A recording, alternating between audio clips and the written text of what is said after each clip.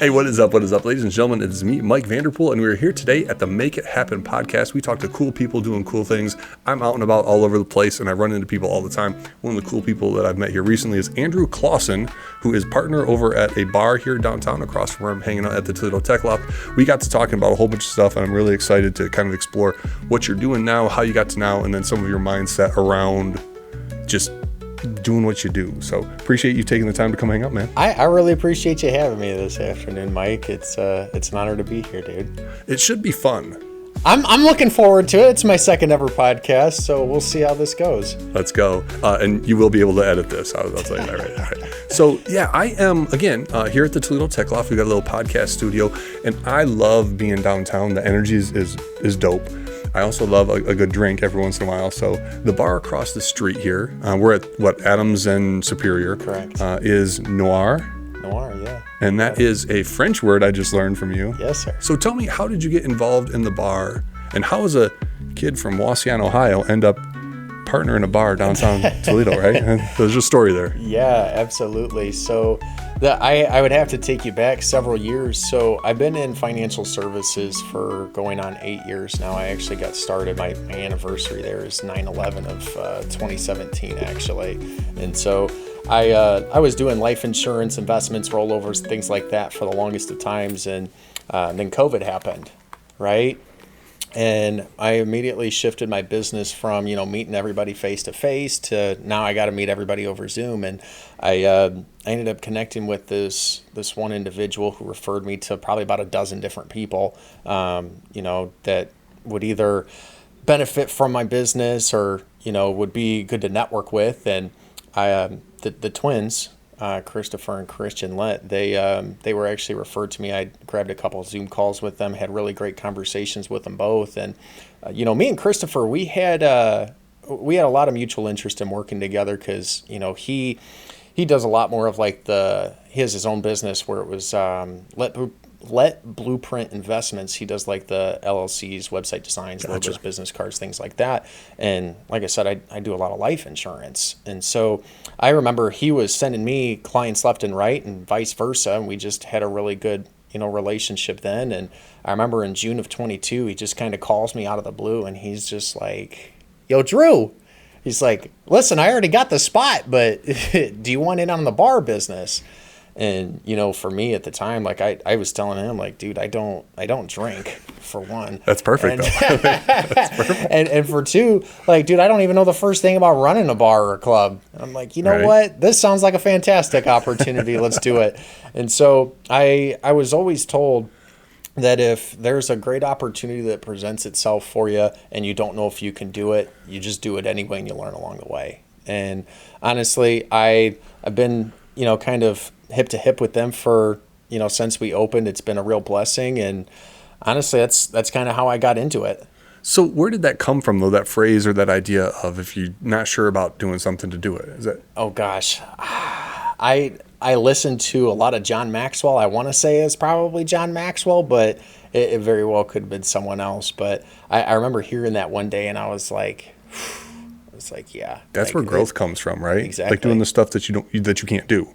Yeah. Like I said, I knew nothing about the bar business, and, just kind of being there, just kind of helping out, seeing where people are struggling or seeing where the owners are struggling. It's just like, dude, you can step in and you can offer a hand, and you can kind of learn through observation. Right on.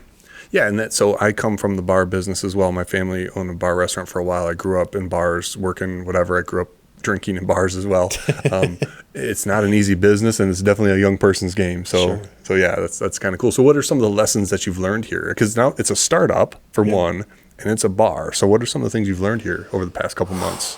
Gosh, I think I've learned so much over these last several months. I wouldn't say around December, January, we really got a lot of ideas cooking where we were like, okay, well, we want to, bring more business into the bar. And I wanted to bring more business into the bar. I didn't want to just be like that helping hand that, just like mopped or cleaned windows or whatever. Because like I said, I don't know what I'm doing. So somebody's got to scrub the toilets. Exactly, right?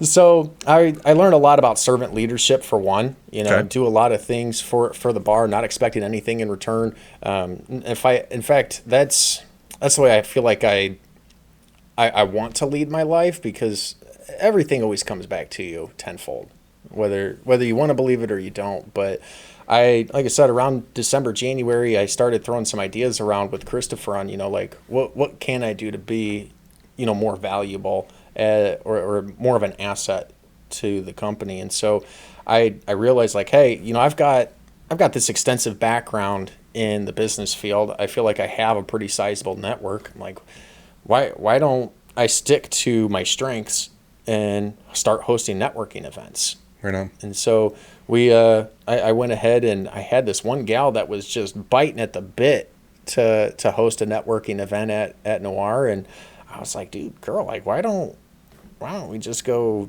co-host this thing together? And our first networking event there at our bar, like, we had 70 people in the dead of January. Yeah, it's wild. So for sure. it was, like I said, I feel like I can name off probably 100 different things that I learned being in the bar business over these last 6 months. But you brought some of what you were good at into that space. Yeah, absolutely. Yeah, right on. Yeah. So yeah, there's tons of networking events going on. There was a networking event at Toll House about 2 nights ago. AAF Advertising, American Advertising Federation. Shout out to Val Thompson. She does networking events. I'm actually going to try to get her to come down to your joint one of these days, because I think that we've got a lot of people who are doing things like on their own. The more synergy, it's easier to if you got 20 people and they got 10 people and they got 5 people, all of a sudden you bring them together, it's 35. And I think that's what we got to work on more, the synergy of, as a downtown, help and support each other, and not everybody trying to fight over the same pie, right? Absolutely. And honestly, I haven't seen Val in probably 5 or 6 years either. You know Val? I know Val. Of course I know Val. I don't know. How do you know? Dude, You live I in network okay. with everybody. Yeah, there you go. All right, sweet. Yeah, Val's dope, man. I love Val. Yeah. I actually met Val at the mixer here at the Tech Loft. Were you there for that? No, sir. So that was in November, December, holiday mixer. It was the tech community with the advertising community, which is phenomenal, because the designers and the tech folks getting together, that's where really cool stuff happens. Val was actually the first guest on this podcast. We talked for 3 hours, bro. Really? Yeah. Like the second time I ever met her, we'd have a 3-hour conversation. But this will not be that long, just so you know. No, that's perfectly all right. My first podcast, my only podcast that I did with, like I said, Mr. Yogi, he was just like, yeah, I want to hear a little bit more about your story and like who Andrew Clausen is. And I'm just like, dude, I don't even know if I can get this podcast to be an hour. I'm like, I'll probably run out of things to talk about. And dude, that dude probably had 2 whole sentences to say to me, and we were probably cruising in towards 2 hours. Yeah, right on. So tell me a little bit about like how you got to now, though, like with this entrepreneurial mindset and like, willing to jump into something that you're not comfortable with, like that ability to risk take and the entrepreneurial spirit. How'd you get to now? Yeah, so like I said, I got started in the business at the ripe young age of 20.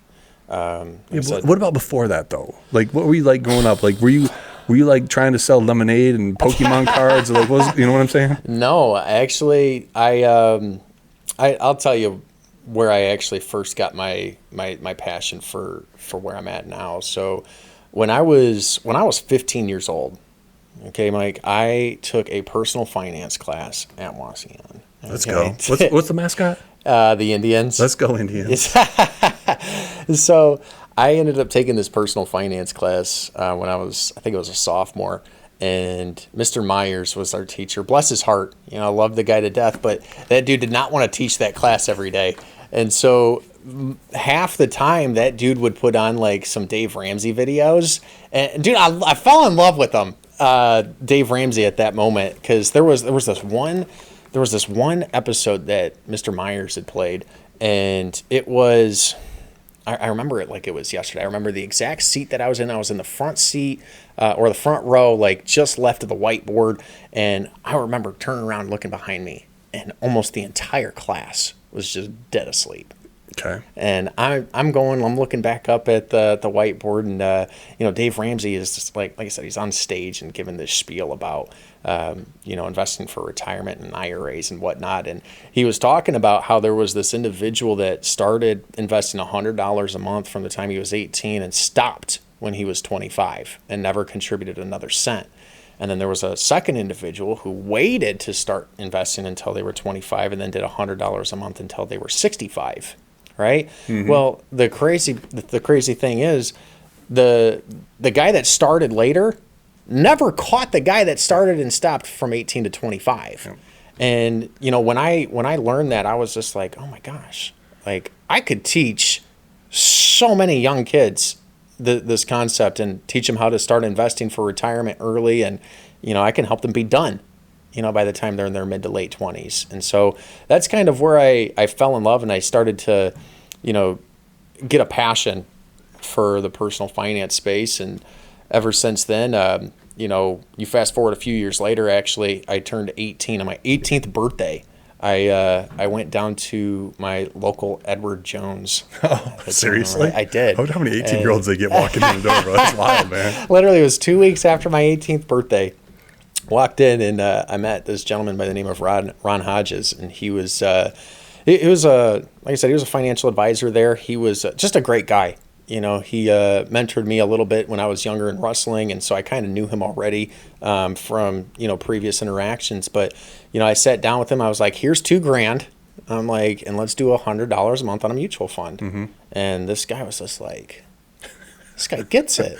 Right. You know, so he was willing to work with me in that respect. And, you know, I told him that I had, you know, motives in being a financial advisor someday myself. And he was like, yeah, well, if you want to be a financial advisor, you know, you have to, you know, go to college, you got to get a degree, you got to do X, Y, and Z, you got to jump through all these hoops. And so for the first couple of years, I was, you know, kind of following, you know, what he was telling me to do. I was going to school. You know, I was actually a second semester junior. I was a double major in finance and sales. And then Where at? UT. Okay. Right I went to my first semester of college. I went to OU. OU, yeah, home of the Bobcats. Okay, let's go. So I loved the campus down there. Just wasn't for me. I lasted a semester and I had to get the heck out of there. Why? What was it? I don't want to shoot myself in the foot here on a podcast, but dude, it just wasn't my vibe. I wasn't much of a partier. Okay. You know, I kind of just, and I missed home. Yeah. You know, so college isn't for everybody, and going away to college is definitely not for everybody. Yeah, for me it sucked. And if there's any advice that I can give anybody that's like younger or like getting ready to graduate here this year, like that maybe wants to just move across the country because, you know, like they can't stand their parents or whatever, you know, like everybody has those thoughts when they're 17, 18 years old. But I'm telling you, it's not all that it's cracked up to be when you leave home. Yeah. And Not that I was like crazy homesick, but I definitely realized it definitely wasn't my scene down there. And so anyway, I transferred to UT, started pursuing, like I said, a double major in finance and sales. My second semester of my junior year, I actually had an individual from Primerica, you know, kind of approach me and, you know, told me everything that I needed to do to be a financial advisor. And they're like, yeah, you actually don't need a degree to be a financial advisor. You just need a boatload of licenses. Test, right? Yeah. And so I was like, that's a lie.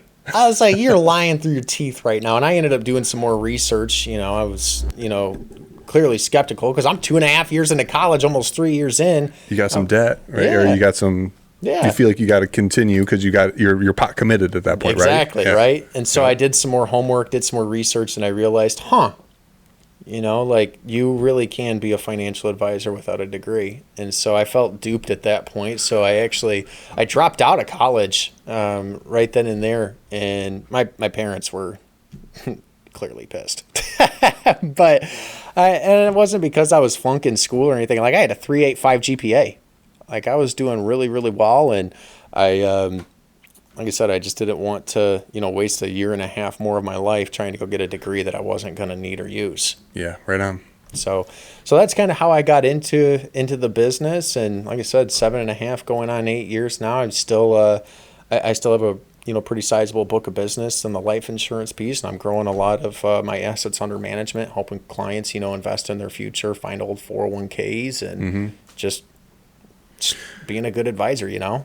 I mean, here's the deal, dude, and I'm just angry right now because like there's you this is the difference between knowing better and doing better. Because when I was like 20, my grandpa was into mutual funds and all that happy stuff. Yeah. And I made good money when I was younger. I knew what I should be doing, Yep. and I didn't do it.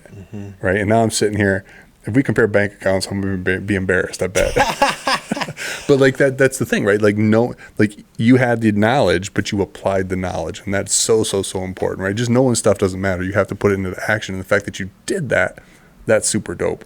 The other thing, right, about college, sometimes you just go to college just so you can FAFO, right? Like just be in it and kind of kill some time and meet some people and do, whatever it was. Maybe learn some networking skills there, how to deal with different types of people, I'd imagine, until you actually find your thing, right? Absolutely. If you don't know what you're doing, college might be the best thing for you because you can run into some things that might trip your trigger. Or you could just end up in a mountain of debt. That too. I mean, I'm a college instructor, so I don't know if I can say that out loud. But benefit of being a college instructor is my wife and my family will get to go to college for free. Yeah. So, yeah. I actually have a couple friends that are getting free tuition right now and everything. So, yeah. So tell me about the business then. So you're selling life insurance and doing asset under management. Like, who are you helping? What kind of people are you helping? Well, honestly, I think the financial services, Mike, is one of the most corrupt industries on the entire planet. And I don't think it's close. I got into the business, like I said, ripe young age of 20. And honestly, I'm thankful the company that I'm with, Primerica, I'm thankful that they found me when they found me. Because if I would have gotten roped into any of those other different companies and were trained, what they were peddling, like I probably wouldn't know the difference between right or wrong. Right. I'm thankful that, I came in and I learned about the dark side of, life insurance, personal finance, investments. And, I realized very, very quickly that these agents are out there selling the wrong kind of thing. And it's just, and not to mention expensive for the clients. So for me, for the last 7.5 years, I've been having a joyride. It has been so much fun, just getting an opportunity to sit down with people and just educate them about money and personal finances. It's like when you don't have any ill motives and you just want people to do better, people realize that. Yeah. Okay. For sure. So when I sit down with somebody and I look at them and I'm just like, bro, you're paying $350 a month for a life insurance policy that doesn't even cover you for everything. And I can get you something that is way more cost effective for like $80 a month and it covers you for 10 times more. Right. So like doing things like that and really just helping clients to just open their eyes and realize what they have and how it works, I think is something that I get a kick out of. I think I could have been a teacher. I really could have. You still can be.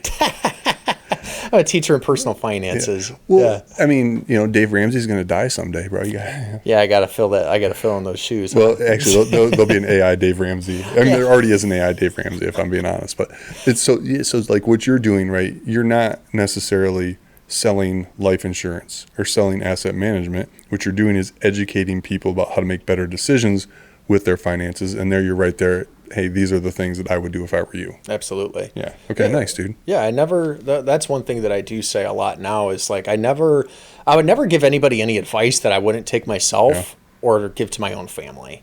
Because you have to understand that your brand or your business is you.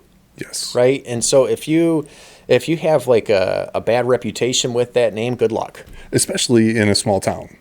Oh, yeah. Right. And I don't think Toledo's that small. Well, but like Wasion's small, but Toledo is small. Sure. Like Toledo is very small, is smaller than like a Chicago when it comes to like people knowing each other, right? Absolutely. Oh, speaking of brand, shameless self-promotion. What do you think of my merch? I like it. Get Good Dad, that's my gamer brand. So I've got a whole bunch of merch I'm coming up with. So that's my logo right there, and I'm riffing off of the Cobra Kai t-shirts. The That's Strike funny. First, Strike Fast. I thought you were copying the Ninja Turtles there for a second. That too. I'm gonna get sued by everybody, bro. But like I'm just to the point now. I'm almost 50. I'm just having fun with everything I do because life's too short, bro. Yeah, honestly, and that's exactly how I feel right now too. Like I don't get up every morning and just kind of drag my feet. Like I get to get up every morning and just talk people's ear off about who I am and how money works.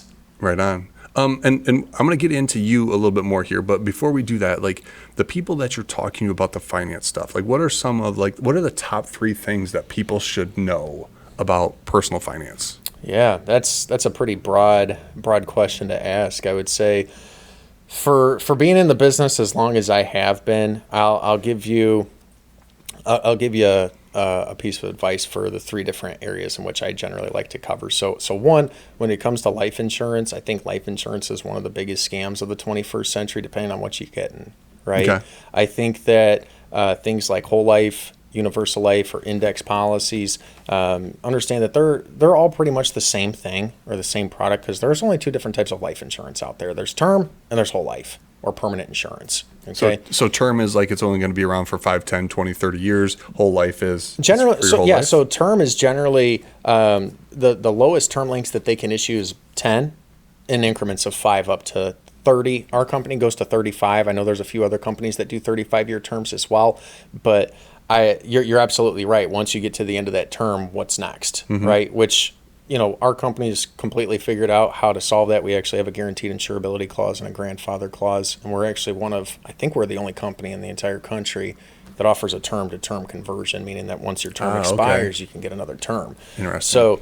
So that's one thing. I would say, just to kind of circle back to what you were asking, I would say, educate yourself on how whole life and universal index policies, like those kinds of things work, because those things are generally anywhere from 8 to 20 times as expensive as term insurance is anyway. Really? Yes. Okay. And so I tell clients, like, why, or I ask them, like, why do you want to get these products? Right. And I hear the same rehearsed line over and over and over. Something they probably heard in a commercial. Yeah, or some exactly. Bad right. Like, yeah. I could use this as a piece of my retirement, which is illegal, by the way. No agent can sell a life insurance policy as if it were a retirement package. Okay. Or an investment vehicle. It's illegal to sell it in that capacity. So that's one thing to keep in mind. So if any agent ever tries to sell you a policy and says, "Oh, well, this is an investment, or this is something that's going to help fund your retirement," like, you need to kick that dude in the nuts and run. Okay. Yeah. It's very interesting what people don't understand about the products that they even own themselves. So one thing that I'll say is when it comes to whole life insurance, universal life insurance, things like that, understand that the cash value that grows in those accounts that people rave about, because they say, "Oh, I could pull this money, tax free if I ever wanted to." Which, by the way, you're already putting money into these accounts using after tax dollars. So right. I would hope that the money you pull out of it is tax free. Right. So I think that's one of those. Because it's not appreciating, it's not generating interest. Generally, when it comes to the cash value of these policies, you're generally looking at about a 2.5% to a 4.5% rate of return. Sometimes it's a little bit higher, depending on if you're getting involved with like an index policy or something that's going to like mimic the market. Right. But those are completely different beasts. And one thing that people don't understand about those kinds of policies, which are like indexed or universal life insurance, or that's what they're more commonly referred to as. Right. Understand that there's a guaranteed lapse date in all of those policies, 100% of them. Okay. So you can actually, and I tell people, like, don't take my word for it, right? If anything that I'm saying to anybody is untrue, I say, like, go ahead, block my number, never talk to me again. Like you don't deserve to deal with somebody that can't tell you the truth. Right. Right. So look at these policies where, and it's not hard. Okay, all you have to do is open up your policies and go to the tables. It kind of looks like like an Excel spreadsheet or something, right? Okay, similar to like what you see on the credit card, like disclaimers now that kind of tell you exactly what you're paying and the interest rate. Something similar to that. Similar enough for yeah. Yeah. Okay. So you got these tables. You got these tables in your policy, and you can even see that. And there's this column that says guaranteed cash value. Okay. And so you'll see that, like, for universals, like that's kind of the one that I'm on right now, you'll see that universal life insurance policies and whole lives, for the first 2 to 5 years of having the policy, your cash value equals nothing. Okay. And I always ask my clients, like, why is that the case? And they're like, "Oh gosh, I don't know. Like, maybe I still need to get vested into it or whatever." And like all these answers that they give are, guesses. Yeah, they're reasonable, right?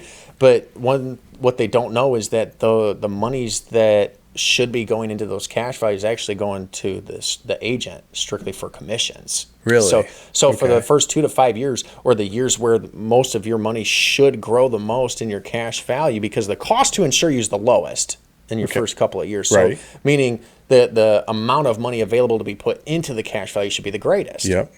And so most of it goes straight to commissions.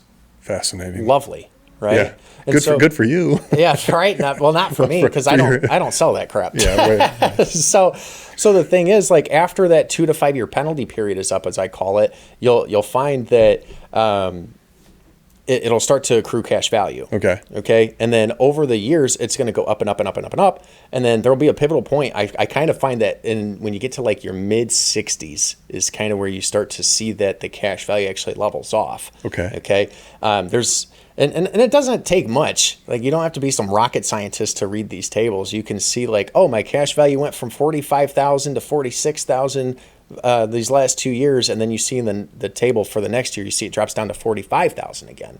And so you have reached the point of no return with those kinds of policies, where it is essentially starting to self-cannibalize itself. Gotcha. Okay. And over the next couple of years, you'll see that it's just going to completely eat away at your cash value until you have no reserves left. And then guess what's going to happen? Your insurance company is going to call you and say, hey, Mike, listen, you're not going to have to pay $300 a month for your policy anymore. You now need to pay like $3,600 a month just to keep this thing afloat.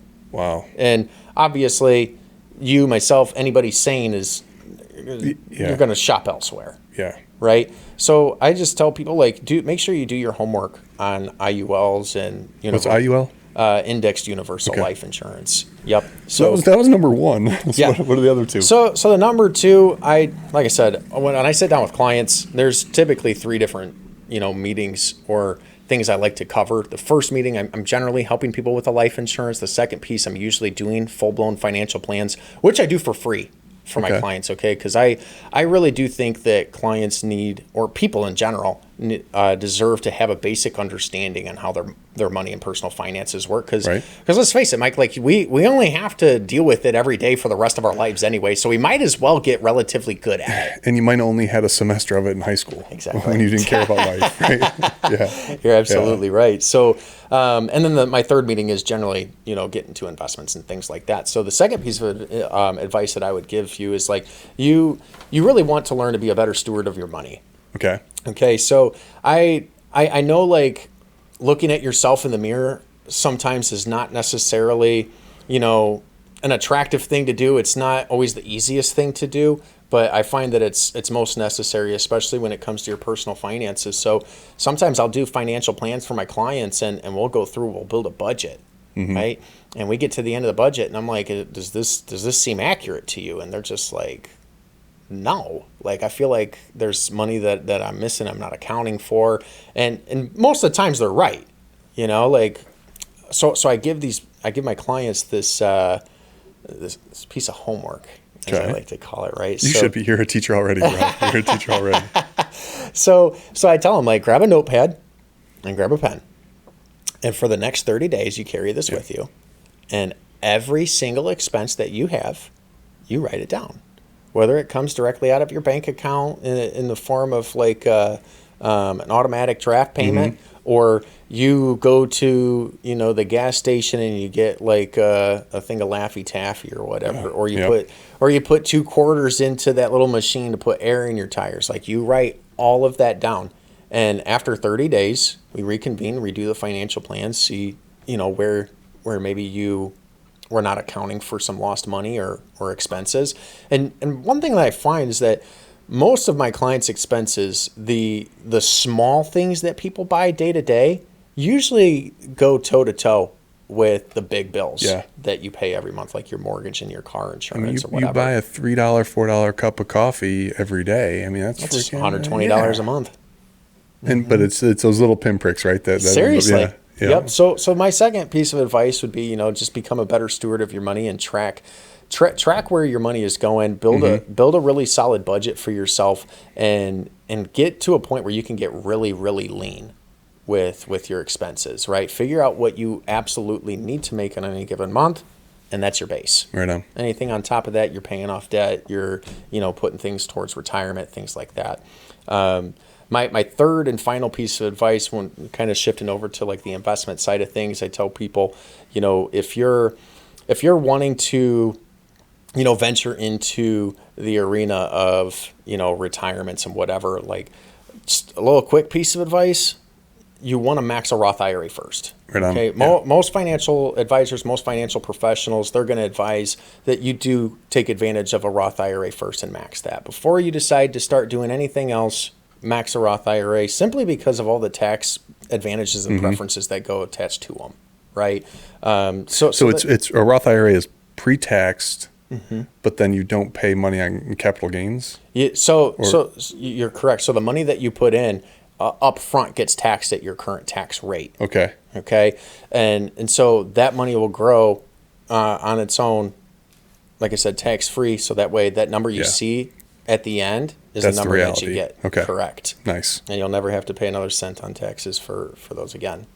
But the Roth IRAs, you can't dump like $1 million into them, right? It's capped and there's correct. Like I said, that's why you want to max a Roth IRA first, because there is only so much that you can put into every single year. It's $7,000 here in 2025, but if you're 50 or older, you can do catch-up contributions and do $8K a year. Yeah, that's what I'm gonna have to do. But that wasn't my big piece of advice that I would give you for investments. I would say, one of the things that I constantly am coming across now is people are forgetting about old 401ks, 403bs, OPRS plans. Like there's a ton of, group sponsored plans out there that people generally take advantage of. I know so many people, I hear this story like it's just rehearsed. Like I get it told to me at least 2-3 times a week where people say like, yeah, I think I had a retirement account through such and such a place and I don't know if I have it anymore, blah, blah, blah. And I'm like, if you set that up, yeah, it's there and it's still your money. You can go get it. Right. Yep. So my biggest thing when it comes to investments and retirement is I want to help clients find, old 401ks, because most people aren't educated about that kind of stuff. I mean, or it's set up for you after 90 days or after the first year, you've worked there 5-10 years. It's coming out of your check automatically. You stop not even thinking about it. You're not thinking about it unless you are, like you said, dialed in and educated about your money. Absolutely. Yeah. So that's one thing that I'm finding that I'm helping a lot of individuals and clients here in Toledo with is, I'm going in. I'm helping them find those old 401ks. And I'm their best friend after that, Mike. If I find somebody $50,000 that they didn't know that they had before, they're just like, shoot, like you find a 20 in my couch, bro. We're best friends for life, right? Seriously. Yeah. And it's shocking. Like I've helped some clients. Like one of them, I helped him find $250,000. What? And he was just like, yeah, I just thought that, after I left that money just disappears. I'm like, $250,000. Just. Yeah. But I mean, if you don't know what you don't know. Exactly. So I'm here with Andrew Clausen, and just phenomenal, dude. I'm mad I screwed up as bad as I did when I was 27. I wanted to be a rock star. I think that was the problem. I was supposed to be dead by 27, right? Is that how that works? But one of the fascinating things about you, Andrew, is the conversation we had Cinco de Mayo, right? Yeah. The bar's bumping 5:30 on a Monday, and I'm like, what the heck is going on over here? And I'm like, oh, it's Cinco de Mayo. We had a good conversation, and you really got into some of like this mindset stuff that you've got that I think permeates all of this, right? Sure. Your mindset about, the fitness stuff, the health stuff that you're into, just like, I don't know if you want to talk about this, but like, you talked about what you wanted in a significant other, all that kind of stuff. Like, yeah. Where does that come from, and what is that kind of mental mindset that you have? Yeah, honestly, I think the biggest contributing factor to any and all success that I experience, like you said, either in the gym or business or relationships, it comes down to one thing, and it comes down to consistency, right? I remember way back in 2019, I was, so we're kind of backtracking a little bit. For my first 2.5 years in the business, every Tuesday and every Friday, I would go up to our Auburn Hills office just for training. Okay. Okay. So, mind you, that's a 2-hour drive for me. It's up 75 or Yeah. 23. It depends on where you, but still, it's still. Once you get up there, I went to school at Oakland University, bro. Really? It's just a mess, right? Yeah. I mean, there's a lot of traffic. Yeah. There's a lot of traffic there, depending on when you're driving. But yeah, every Tuesday and every Friday for 2.5 years, I drove up just to go get training. Okay. So nobody could ever tell me I wasn't committed. Yeah, right okay? on, dude. Right. But there was select Friday nights that I would stay at my mentor's house and, go to our Rochester Hills office on Saturday mornings and do more training.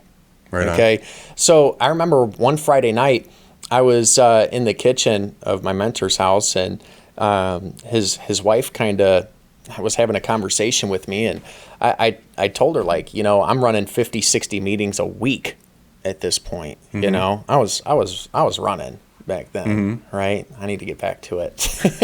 But everybody gets old and fat, bro. No, dude, honestly, once COVID happened, a lot of things got put on pause, and I just need to get back into that consistent habit of, doing the things daily. Right.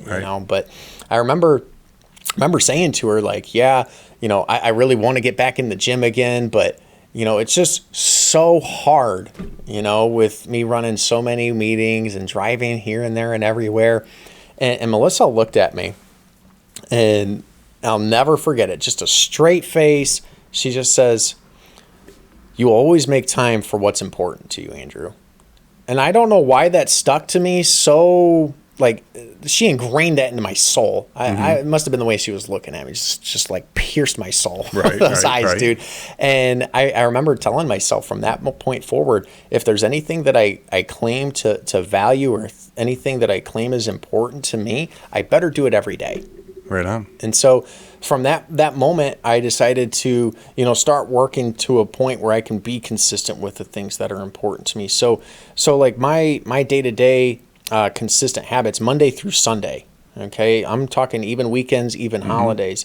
Every day I'm waking up and I'm pouring into my business, whether I'm, on the phone for an hour and a half, 2 hours at a time, or whether it's just me scheduling 3 meetings, which I think should be a baseline for anybody that runs their own business. Like, schedule 3 meetings a day. It's not that hard to do, right? It's easy to do. It's easy not to do. Yeah. Right. So every day I pour into my business. Every single day I pray and read a chapter of the Bible because my faith's important to me. Every day I wake up and I go to the gym because I say my fitness is important to me. Every single day I wake up and I personally develop every day. Like I focus on, personal growth. Like a big reader? I didn't used to be, but I am more so of a reader now. I like a lot of John Maxwell content. I have been getting into a few other authors. There's a few other books out there that I have sitting there on my desk that I'm just kind of itching to read. Right on. But I think you bring up an interesting point, right? Like, these things are simple. Yeah. But the consistency is the hard part. To go to the gym one day is easy. Yeah, to go to the gym 2 days is easy. To go to the gym for a year, that's the hard part. That's something that I was actually talking about on one of my Facebook posts like last week. I would rather be consistent with something than intense about something. And something that I was actually... And intensity leads to burnout, right? Because you're like, I'm all in, I'm going to do it. Exactly. And anybody can be intense for a week or a month. Hell, some people can be intense for a year. Yeah. Right? But you need to understand that intensity doesn't last. Okay? Yeah. Consistency does. Okay? So I forgot where I was going with that, but... I'm sure it was genius. Thanks. Well, we were just talking about like this whole mindset thing and about, what you learned from your mentor. I'm assuming your mentor probably had a nice house, a nice car. They were like, they were successful. Yeah, right? Absolutely. And so when somebody who is successful, their wife, and I'm assuming their wife was successful as well, says that to you, you're probably like, I have visible evidence of what could be. This person is telling me what I need to do. That's probably why it stuck so well, because that entire environment that you were embedded in, right? Dude, and this was actually going to be my point, because I was telling this to somebody just last week. But when you're trying to compare consistency between intensity, right? Like imagine me praying, reading a chapter of the Bible every single day, having a relationship with Christ, and even if it's only for 5 minutes a day. Right. I feel like each day that goes by, I feel like I'm closer and closer to him. But think of it on the other side, and you're just intense about it. You can not talk to him for months on end, and sometimes you can even forget that you can talk to him, right? And then some catastrophe happens in your life, and someone's in the hospital or whatever, and then you decide to finally get down and you just start to pray, and you pray for 2 hours straight, right? I would much rather be consistent with it and do it every day for 5 minutes. And, if and when, something like that ever does happen, I was one of those. So my story with my faith is all over the place. Sure. Grew up, Lutheran, and they beat the Jesus out of me when I was young. And brother used to freaking memorize Bible verses every day. He'd go to chapel on Wednesdays. I'm like, bro, it's not even Sunday. But like, I was one of those people for a while. It was like, when shit was bad, I'd pray. And it wasn't the gratitude part of the equation or just that consistent part of the equation. So that's where does your faith come from? Oh, go ahead. Sorry. No, that was actually a really good point. You really start to develop an attitude of gratitude the more that you do get down and pray, because it's like when you're alone with your thoughts, you really start to dissect what happened through that day, and you're just like, he brought me some blessings. So where does that faith come from? Is that, are you born and raised in it and all over the place, or like? Without going, I don't want to go too deep into it, but yeah, no, you're fine. I love sharing my story about it. So I actually didn't grow up in a highly Christian household. Like growing up, I was told that we were Christian. Okay. But I remember going to church 3 times in my early childhood. Like one was for Easter, one was for Christmas, and one was for my brother's baptism when he was a baby, and I was probably like 4 or 5 years old at that point, right? Yeah, 5. Right. And so like I didn't have, my faith forced upon me. In fact, later in my life, my mom actually became agnostic. I'm proud to say today that, since me, my brother, and my sister have all found our way, that she ended up finding her way back too. Awesome. So that was kind of awesome to see. But yeah, she was agnostic a lot of my early adolescence. And dude, I don't think my dad could even tell you where the Bible was in the house. So like it wasn't. Have to go to a hotel to read the Bible. Yeah, dude, it just wasn't something that we talked about much. Yeah. Not that my parents didn't instill good values in me or anything like that. It was just the religion wasn't something that was often talked about. Mm-hmm. So me, my brother, and my sister all actually had our own encounters where we came to Christ. So for me, just to kind of give you a little bit of my backstory, I over the last 5 years, I've had a few circumstances where I've walked away from accidents completely unscathed, and I was like, dang, like I really shouldn't be here right now. Mm-hmm. And the one thing that really turned things around for me was last April, so just over a year ago. I came down with this terrible sickness. Like I had just the absolute worst stomach pains that I've had. And I grew up with stomach pains. I had an ulcer at 15. So like I kind of knew, or I was kind of familiar with that arena. Yeah, gut health is no joke. Yeah, for real. But in April of 24, I ended up getting like I said, just really sick. It hurt to eat, it hurt to sleep, like it hurt to walk and do anything. So like I was constantly laying down for like a solid 4 months. Honestly, Mike, like I lost 25 pounds. Oh wow, dude. Right. I was really not sick. Eating, just not eating, just felt like crap. And every time I would get ready to eat something, like I would smell it and then immediately would make my stomach turn. And I'm like, dude, what the heck is going on? And it reminded me of back when I had my ulcer, because these were like a lot of the same issues that I was experiencing. And I was like, I'm not unhealthy. Like I don't think I'm terribly stressed. Yeah, you don't drink, you don't do any of the dumb stuff, right? Yeah. So anyway, I went to the doctors. They ran a bunch of tests on me. Like they did a CT scan, blood draw, X-ray. They even checked for parasites. Like we went through the whole 9, right? Right. And they came back and they said, "Yeah, there's nothing wrong with you." And I still didn't feel fine. And they're like, "Well, if you want to spend more money and go see a gastroenterologist, you can." I was like, nah. Like I'm more of a holistic individual. Like I don't think Big Pharma's out there to cure anybody. So I was like, hi sponsors. So anyway, I decided that I was gonna start cleaning up my health. I wanted to start, watching what I ate, got off of the carts and the vapes and all that stupid crap. Right. And, to a degree it was helping a little bit, but I still wasn't, back to 100%. And honestly, there was my brother. He came and he approached me the day before he's supposed to leave for this trip to Alabama. And he was just like, hey, like, you planning on coming with me tomorrow? Like, friend Donnie was asking if you were planning on coming. And I didn't want to go down there and just be in miserable, pain. Right? Yeah, right, so I was like, honestly, dude, probably not. Right? Like, I'd like to, but probably not. Right. And so, a little backstory, my brother Connor, he met this dude a decade ago on Xbox. No joke, I can't make this up. And they became best friends. They played Xbox together every week for 10 years. Oh, that's wild, dude. And so my brother told him about this guy that he ended up meeting on Xbox as well that lived down in Cincy. And when he went down there, he shook his hand, smoked his weed, and pretty much kicked him out. And so he was just like, dang, I literally drove 3.5 hours to meet this guy that I've been playing on Xbox with for so long, only to get, the cold shoulder.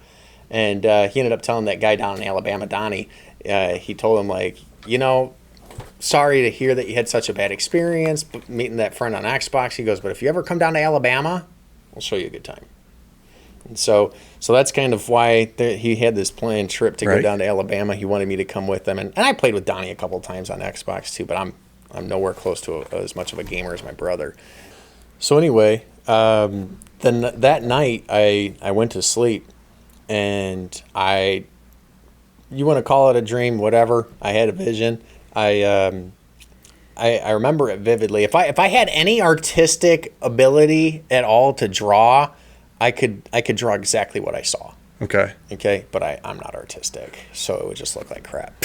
But I remember exactly what I saw. I was actually in first person in this vision, right? So I'm in real life. I'm sleeping on my left side, kind of like so. You a side sleeper? Yeah, not really. Okay. But that night I was. Right on. And so in my vision, I was actually in the same exact position, and I was in this all white room. I was on this hospital bed, it seemed like. Mm-hmm. And there was about 10 to 12 people standing around me in a circle, all dressed in white and all faceless. Okay. And I'm sitting there, and I feel this presence kind of come over my shoulder, and I feel something touch me actually right here in my right rib cage. And when that had happened, Mike, I had felt this sensation just shoot through my whole body, and then it started, spreading out through my limbs. And that sensation was so real for me. It woke me up, and I'm a light sleeper as it is. Okay. But I immediately get up, and I'm checking my ribs just to kind of see what the heck just touched me, or if I've got a dot or something there or whatever. Right. Where the aliens probed you. Yeah, seriously, right?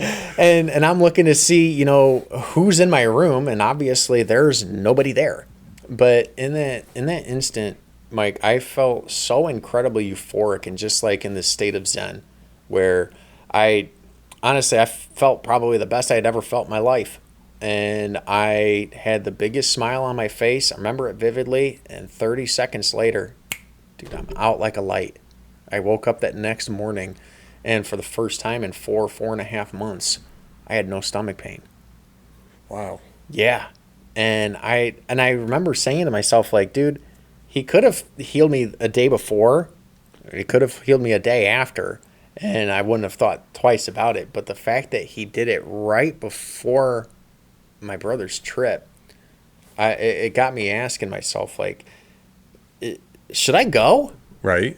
And it's like, is there something there for me to learn from this experience? And so I went to my brother, and I was just like, dude, you're gonna think I'm lying, but I think I'll go with you to Alabama. Right on. And I almost talked myself out of it about 6 times, because I was thinking, like, oh my gosh, like, what if it comes back or whatever, And, I decided to keep the faith. I went down to Alabama with them. That next day, we actually went skydiving, which honestly was probably the craziest thing I'd probably ever done in my entire life. I'm somebody that, grew up scared of heights. I hate flying. Right. So what better way to get over both of those fears than to jump out of a perfectly good plane at 3 miles high? Yeah. And so I decided to like I said, I decided to go skydiving with him, and it was a life-changing experience. When I was up there, the only thing I could worry about was getting down safe. Yeah, right. So all the worries that I had about, my relationships or finance or business, you name it, everything just went out the window. Gotcha. And I literally. yeah, right. But I like I said, I learned to let go of a lot of things, and it just gave me a newfound perspective on life. The experience was incredible. I recommend to anybody if you've never gone skydiving before, I recommend if you're stupid enough to try it, that you should. It's actually relatively safe. So I mean, they wouldn't let everybody do it if it wasn't. There's a chance and if you've never done it before, they always require that you jump with somebody. Yeah. So that was kind of my story. And honestly, since then, just to kind of round out that story, we ended up going to a Bama game. Their home opener against Western Kentucky. They beat the crap out of them. And then, on our way home, so this was Sunday night going into Labor Day morning in 2024. So like early September. And we get home probably about 12:45, 1 o'clock. And the first thing my brother does after he gets out of the car is he just gives me the biggest hug I think he's ever given anybody in his life. I thought he was going to start crying. Right. And it was, and that meant so much to me because, me and my brother, we didn't really get along growing up. Okay. And now today, like. Was it 5 years difference? Is that what you said? Yeah. Okay. He's 23. I'll be 28 here next month. So yeah, about 5 years. So yeah, like I just look back on that whole experience. Like I get all my ailments cured by, I had an encounter with Christ. That's what I tell everybody. Right. I had this encounter where all my ailments are cured. I get this life-changing experience in a skydiving adventure. And then I come back home and my relationship with my brother is probably better than most siblings probably will ever get with their siblings. And so ever since then, I came back home and business was just booming. People were calling me and I'm like, this is different. This is cool. This is nice. And I kind of, told myself, like, if this is, what life looks like with God in the picture, like, I'm very excited to see where I'm down with Jesus. Yeah, seriously. Like Right. I'm ready to see what the rest of my life looks like. Yeah.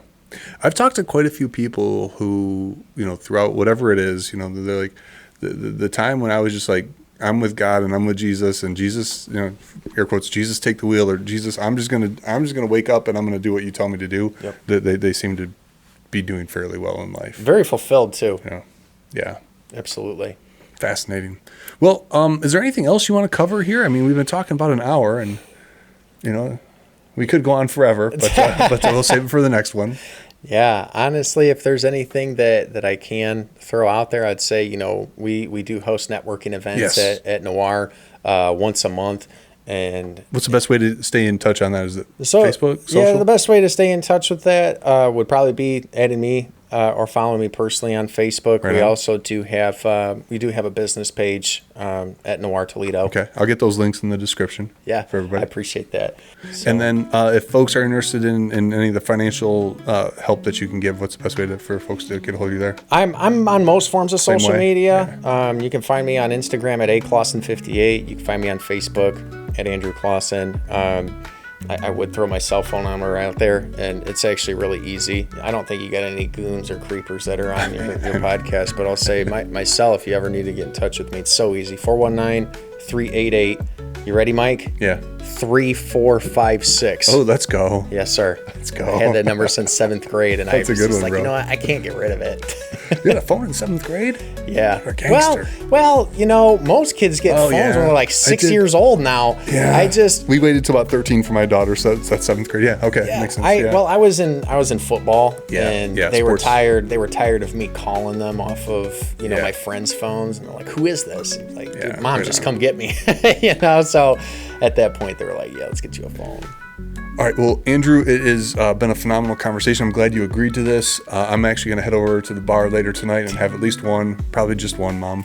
But awesome just to hear about people in Northwest Ohio who are doing cool things. Thank you for sharing about your faith, all that stuff. Just very much appreciated. And we'll do it again sometime. The privilege was all mine, Mike. I really appreciate you.